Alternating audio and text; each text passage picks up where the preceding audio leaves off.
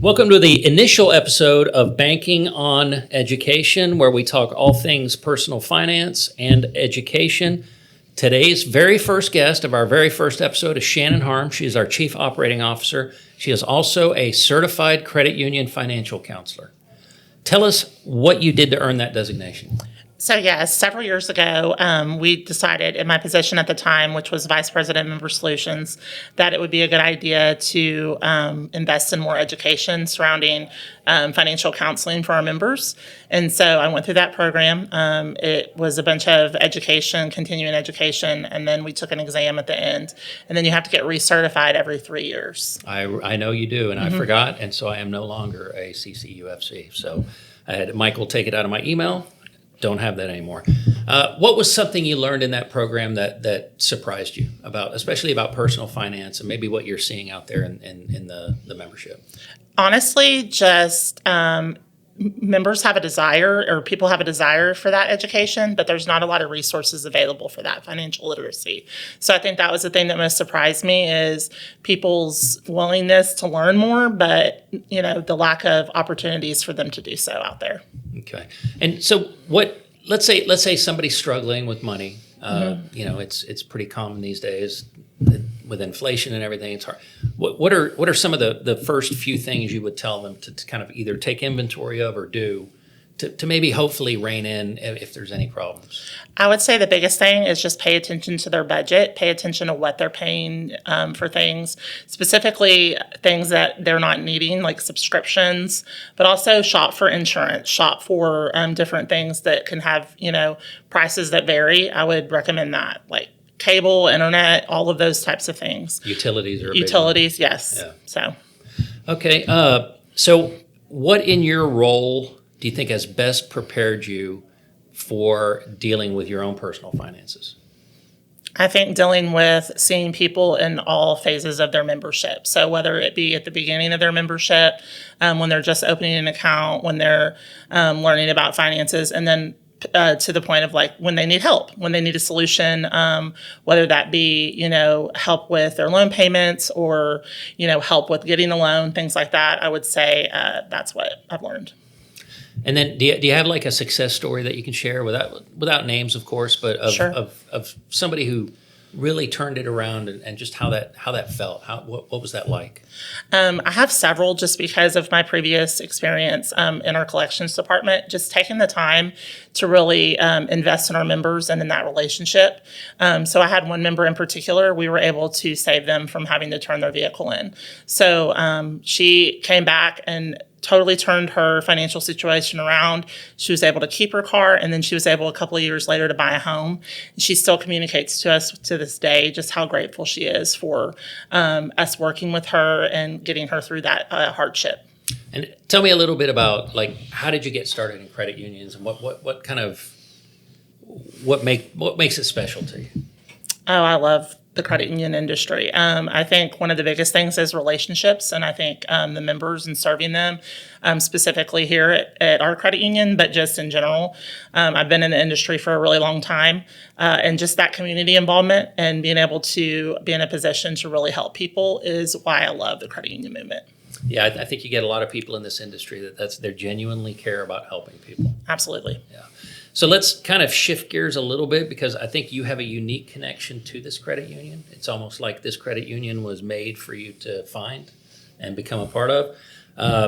I love the fact that we serve educators, school employees exclusively.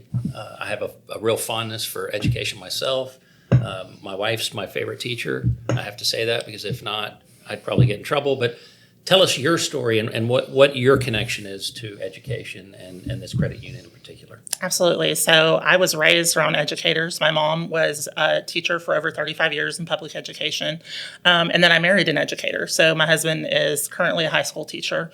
And not only that, my aunt was an educator. So my whole life I've been around educators. So I have a special place in my heart for them. Shout out to Kenneth Harms, Alvin ISD. Yes. All right. So growing up around that, I've noticed this about educator families.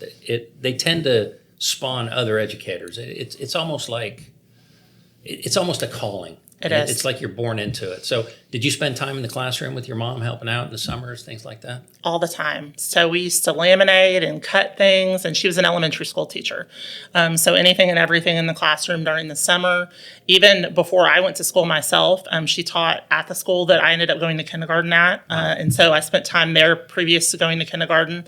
She taught there while I was in school for several years. So we were on the same campus. So just always having that connection to educators has always been something that I've really valued in my life. And that's a special relationship when you get to go to the same school as your mom teaches at. Absolutely. My wife taught at a school, and my youngest went with her, and the time in the car, get together, and just it builds a special relationship. Absolutely. So, what do you know? Any of your mom's favorite stories from teaching? Like, was there like some of the stories where she really reached a child, and it's kind of what fuels teachers, right? It's definitely not the money. We all know it's not, unfortunately compensated the way it should be, but the things they do, some of them are pretty remarkable stories. Do you happen to know any of those? I have a couple, but I would say one of the coolest things is I was taught by someone my mom taught. Oh, wow. So my mom taught someone who turned around, and it happened more than once, but particularly my 7th grade teacher, Mrs. Childress, in Santa Fe ISD. Shout out Santa Fe. And that was really cool that my mom had such an impact on her. That was one of the reasons that she communicated she became a teacher, was because of my mom, and because of the kind of teacher my mom was. And then just growing up in a small town, in a small community, we would always run into kids that my mom had when they were older, when they were in college, and they would always remark on what an impact my mom made as an educator. I see that with my husband as well, and his how he impacts his students, and as they've grown up and seen that. So that's been really special also. Have you met any students from a long time ago that he taught? Like, I know I forget where we were. We were at a store. Actually, you know what? Let's not even go there. Let's go straight to, I hired one of my wife's 4th grade students. That's awesome. And he's still here today.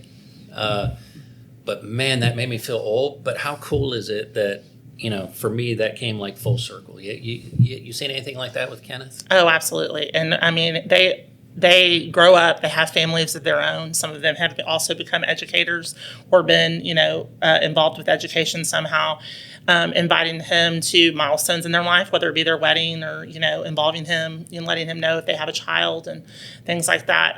But just really expressing when they graduate college, the impact, that Mr. Harms, my husband, had on them in their journey as an educator. I think that's really special. If I'm being honest, I get jealous a little bit because I don't think you can have that kind of impact in any other profession. No. You're just never going to have, and some of them, you might not know it, but at some point you have really changed through the trajectory of somebody's life.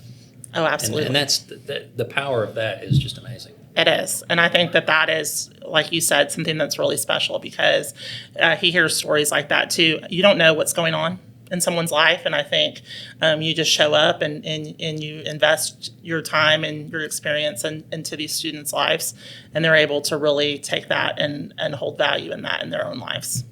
Well, Shannon, it's been a pleasure having you. Thank you so much for being on the show, and thank your husband and your mom for the stuff they've done. And let us know if you have a topic you want us to cover.